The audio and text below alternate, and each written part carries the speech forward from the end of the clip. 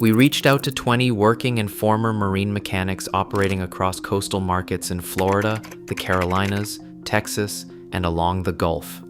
People who have spent careers pulling apart saltwater boats, reading moisture meters off transoms, chasing bilge alarms, and watching buyers absorb repair bills that should never have happened. We asked each one the same question: what would you personally stay away from, and why? The answers were not random. They followed the same pattern every time. Every failure mode they described is predictable before the purchase if you know exactly where to look. Here's what they said. The first thing every mechanic brought up, without hesitation, was the transom. Not the engine, not the hull. The transom, and specifically wood-cored transoms on production boats, built before composite construction became standard. Here is what happens. The transom on an outboard-powered boat absorbs the full torque load of the engine on every acceleration, every shift, and every offshore wave impact. It is also the most penetrated surface on the boat, because engine bolts, wiring runs, drain fittings, and trim tab hardware all go through the transom. Every one of those penetrations is a potential entry point for water. When water gets behind the fiberglass laminate and reaches a plywood core or other wood core, the deterioration is silent and invisible. The gel coat stays smooth, the fiberglass skin stays intact, the wood behind it is rotting from the inside out. On a hauled boat, the diagnostic is straightforward. Tap the transom with a mallet. A solid composite structure sounds sharp and dense, while a waterlogged or deteriorated core sounds soft and dull. But most buyers never haul the boat before making an offer. They look at it in the water, they see clean gel coat, and they assume structural integrity that may not exist. The mechanics said the boats they stay away from are the ones where the transom has not been professionally inspected and moisture metered, full stop. A transom replacement on a mid-size outboard boat typically runs between $3,000 and $8,000 in labor and materials before the engine is reinstalled. That cost becomes visible after the sale, not before. The second topic that came up across nearly every conversation was osmotic blistering, and more specifically, what it actually means versus what most buyers assume. The mechanics were consistent on one point: isolated, small blisters on an older fiberglass hull are common, generally cosmetic, and not a reason to walk away from an otherwise solid boat. What they stay away from is a specific pattern: blisters that extend deep into the laminate, blisters clustered around through hull fittings, and blisters on cored sections of the hull are an entirely different conversation than surface blisters in the gel coat layer. Here is the engineering behind it. Fiberglass hulls absorb water at a molecular level. That water reacts with soluble compounds inside the laminate, creating a concentrated solution in any void or air pocket left from manufacturing. Osmotic pressure then pulls more water in from outside, expanding the void until the surface deforms into a blister. When that process reaches a cored section of the hull, whether a balsa, foam, or plywood core sandwiched between fiberglass skins, water saturation of the core material compromises the structural bond between inner and outer skins. This condition is called delamination. Delamination in a cored hull section is not a cosmetic issue. It is a structural failure progressing in slow motion.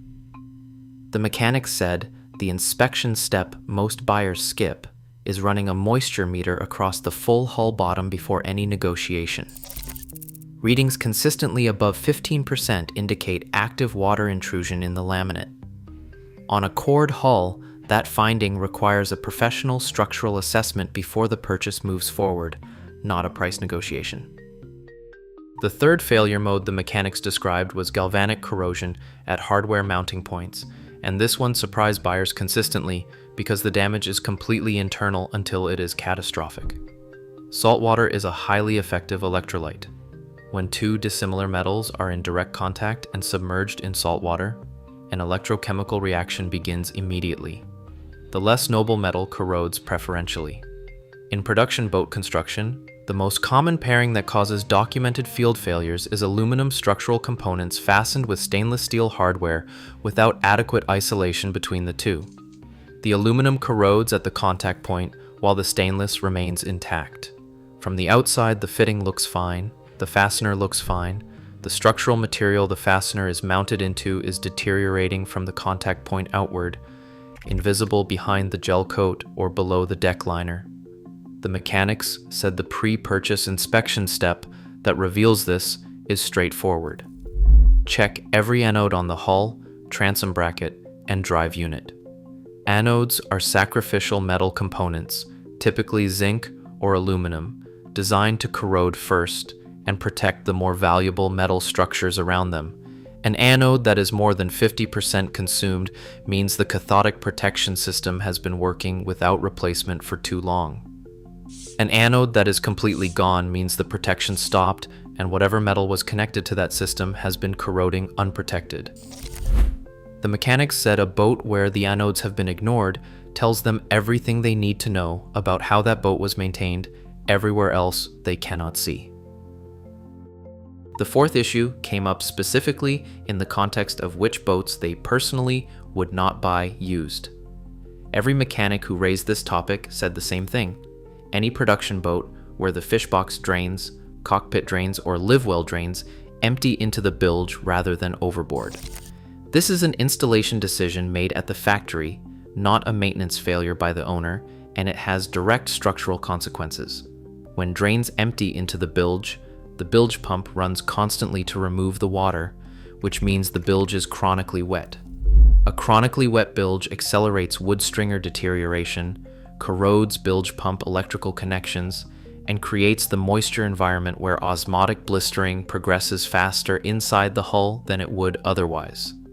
The mechanics said the way to check this before purchase takes 30 seconds. Run the live well and open the cockpit drains at the dock.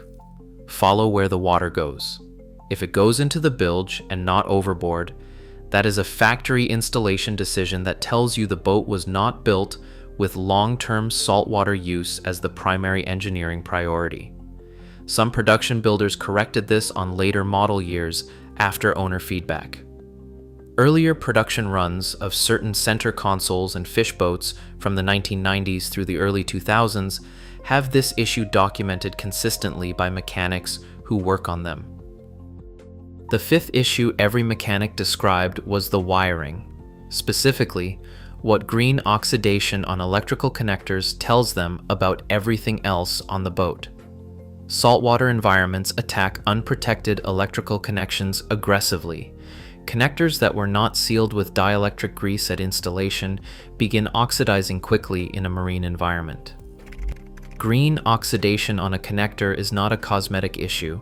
It is a resistance increase in the circuit that causes voltage drop, intermittent failures, and in severe cases, heat buildup at the connection point. The mechanics said the boats they avoid are the ones where pulling the engine cowling and looking at the wiring harness reveals green connectors throughout. That level of oxidation does not happen overnight. It results from years of moisture exposure on connectors that were either not properly sealed at installation or never maintained. Critically, it tells them that every connector in that boat, including the ones behind the dash, inside the console, and at the bilge pump, is in the same condition or worse. Rewiring a console on a mid-size center console or walk-around is a labor-intensive job. The mechanics said they budget the estimate before they even open the second panel. The final thing the mechanics addressed was which boats they would actually buy. The answer was consistent, and it was not brand specific, it was construction specific. What they look for are composite transoms, composite stringer systems with no organic core material, through-bolted deck hardware with backing plates, and overboard drain routing confirmed at the dock. Those four construction details, present together in a used boat with documented service history, are what separates a 30-year boat from a 12-year boat regardless of the name on the hull. The pre-purchase protocol they described is the same across every conversation. Have the boat hauled before any offer is final. Run a moisture meter across the full hull bottom. A reading above 15% indicates active intrusion. Inspect every anode and document the condition. Trace every drain to confirm it exits overboard. Pull the cowling and examine the wiring harness for green oxidation. Tap the transom with a mallet and listen. Ask for complete service records and verify engine hours against the ECU diagnostic log at a dealer. Ask one question most buyers never think to ask: has this boat ever been kept on a lift between uses? A hull on a lift ages at a fraction of the rate of one sitting in a saltwater slip year-round. The mechanics who have spent careers watching every hull fail in saltwater said the same thing at the end of every conversation. The boats they avoid are not unlucky. The evidence is always there before the money changes hands. The buyer just has to know where to read it.